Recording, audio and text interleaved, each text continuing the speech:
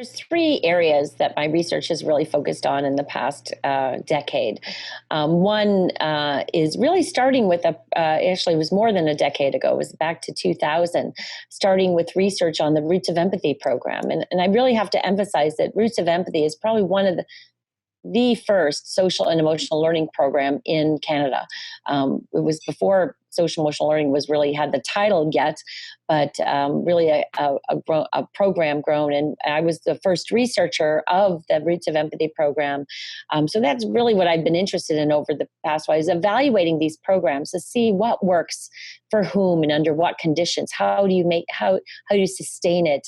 And really finding, like with my research on the Roots of Empathy program, that children who receive Roots of Empathy, contrast to those who do not, increase in their empathy, their ability to get along with others, their emotional understanding.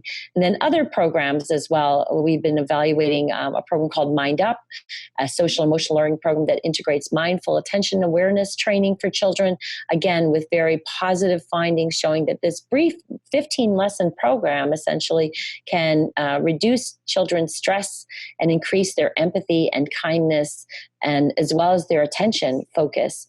And then other programs I've been evaluating called Kindness in the Classroom.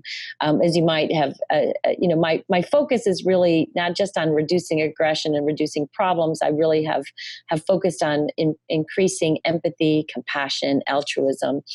That's where I feel that our future world needs.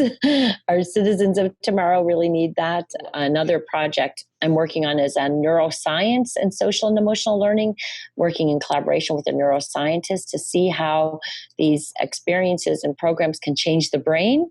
It's a whole new field, neuroscience and education, and we have a group at UBC advancing that. So if we really want to get this movement going, and we want to have it embedded in the very fabric of schooling, we need to include it explicitly, intentionally when you're learning to become a teacher. You need to have courses on social and emotional learning and how to promote it. I will say British Columbia, my colleague and I, Shelley Emo, we created a social and emotional learning teacher education program at UBC in 8 years ago. So we're the first ones in North America, and I believe still the only ones who have an explicit program on social and emotional learning. Mind you, it's a smaller cohort of the larger program at UBC, but it's had huge uptake and has become a prototype for what other people want to do.